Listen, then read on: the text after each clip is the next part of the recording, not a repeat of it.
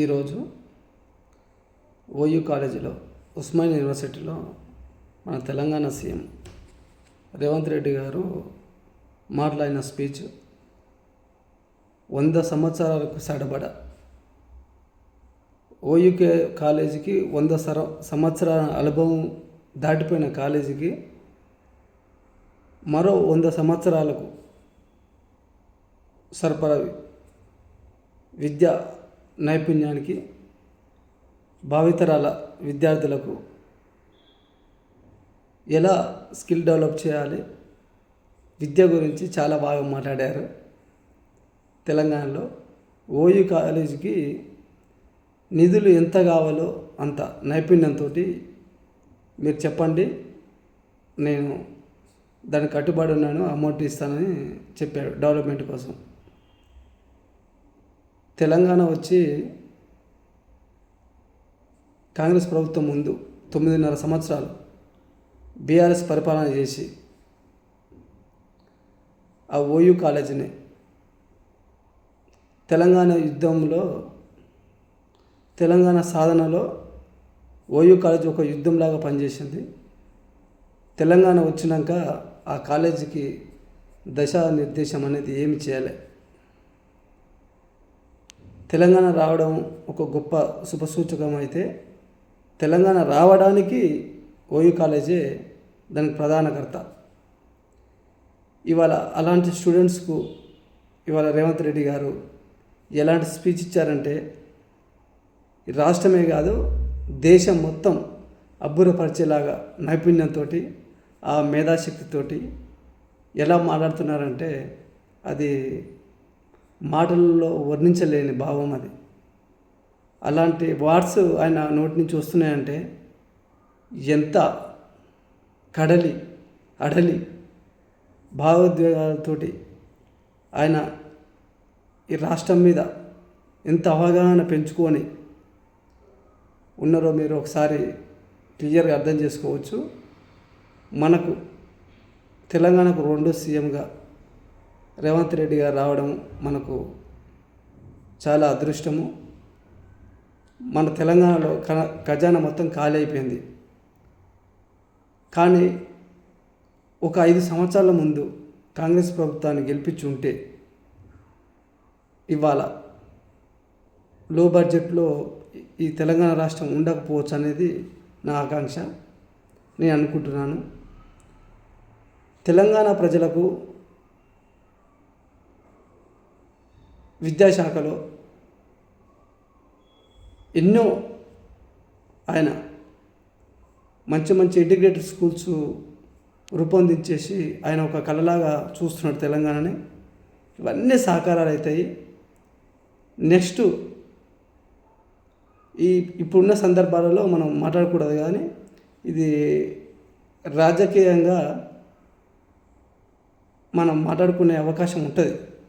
ఎందుకంటే రేపు సర్వత్వ ఎన్నికల్లో రేపు జెడ్పీటీసీ కానీ ఎంపీటీసీ కానీ సర్పంచ్ కానీ ఎలక్షన్లు రేపు జరిగినప్పుడు 2025లో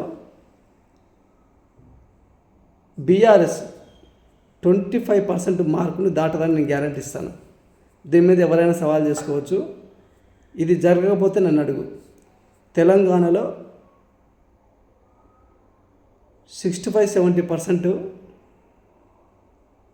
75% మార్కును తెలంగాణలో కాంగ్రెస్ పార్టీ కొట్టబోతుంది. దీన్ని ఎవడ ఆపలేడు. ఎందుకంటే ఇలా తెలంగాణ సమాజంలో చర్చ జరుగుతుంది. ఒకటి, రేవంత్ రెడ్డి గారు అన్నట్టు రేషన్ కార్డులు ఒకప్పుడు ఒక వీసాలాగా, అమెరికా పోతే ఒక పాస్పోర్ట్ వీసాలాగా చూసేవారు అన్నారు. ఇది వాస్తవమే. ఇప్పటికీ కూడా ఇంకా కొన్ని గ్రామాలలో లేవు. ఆ మండలాలలో కొంతమంది పట్టించుకోవడం కూడా జరగట్లేదు. అన్ని గ్రామాలలో ఏ డిస్టిక్ ఆ డిస్టిక్ వైజ్గా మండలాల కలెక్టర్లు దాని ఎన్ని ఆధార్ కార్డులు ఇచ్చారో ఏందనేది ఒక నైపుణ్యంతో ఒక విజన్ తోటి మీరు చర్చించండి. ఆధార్ కార్డులతో పాటు ఈ రేషన్ కార్డులు కరెక్ట్ అడ్రస్ చేసి తెలంగాణలో ఉన్న ప్రతి పౌరుడికి, గ్రామాలలో ఉన్న ప్రతి పౌరుడికి ఈ ఆధార్ కార్డులు అందాలి. తెలంగాణలో ఏ ఒక్క పౌరుడు ఆకలి కేకలతో ఉండకూడదు. గత 15-20 సంవత్సరాలు చూసుకుంటే మహబూబ్నగర్ని పాలమూరు అని పిలిచేవారు. ఇక నల్లగొండ వలసలో వచ్చేది హైదరాబాదుకు.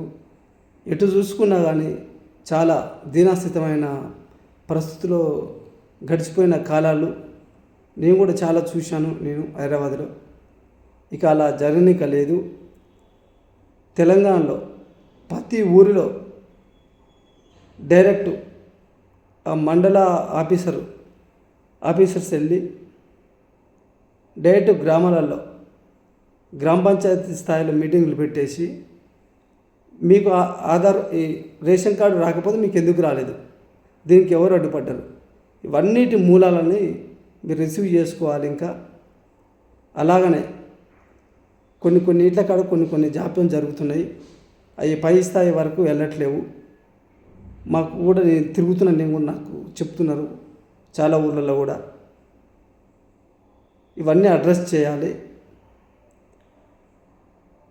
అలాగే ఇవాళ తెలంగాణలో ఒక సామాన్యుడి రాజ్యం జరుగుతుంది, ఒక బీదవాడి రాజ్యం జరుగుతుంది.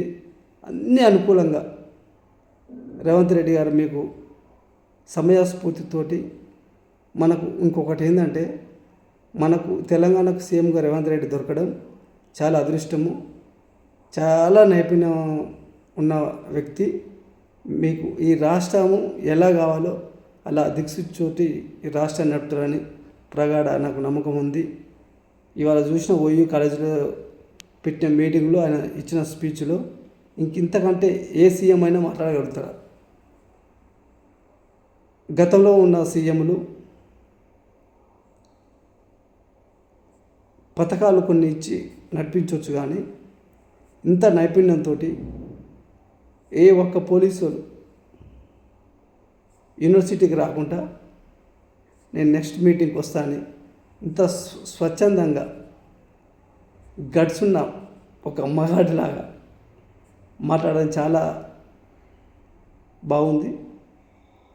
మాకు ఈ కాంగ్రెస్ పార్టీ నేను అనుకునేది ఏంటంటే తెలంగాణ సమాజాన్ని కూడా నేను చెప్తున్నాను, ఒకటే గుర్తుంచుకోండి, ఇంటిగ్రేటెడ్ స్కూల్ నెంబర్ 1 అవ్వాలి. అలాగే పేదలకు ప్రతి ఒక్కరికి ఫస్ట్ విడతలో ఇండ్లు కొన్ని శాంక్షన్ అయినాయి, రెండో విడతలో మూడో విడత, సంవత్సరానికి ఒక విడత 2 విడతలు తీసుకొని మీరు ఇందిరమ్మ ఇండ్లని అన్ని ఊర్లలో అన్ని గ్రామ పంచాయతీలలో బీదవాళ్ళు ఎవరున్నారో ఫస్ట్ విడతలో వాళ్ళకి అన్ని ఇండ్లు ఇచ్చేసి కొంచెం నైపుణ్యంగా తీసుకురండి. ఎందుకంటే స్వతంత్రం వచ్చి 75 సంవత్సరాలు గడిచిపోయినా కూడా ఇల్లు లేని స్థితిలో ఇవాళ ఈ తెలంగాణ కాదు దేశం మొత్తం ఉంది. రాజకీయ నాయకులు అందరూ అలానే తయారయ్యారు, ఎవరికి పట్టింపు లేకుండా ఉంది.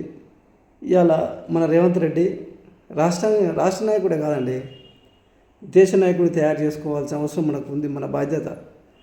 ఎందుకంటే రాజకీయాల్లోకి ఎవరైనా వస్తుంటారు పోతుంటారు, కానీ మనసు పెట్టి పనిచేసే వ్యక్తి మన రేవంత్ రెడ్డి గారు.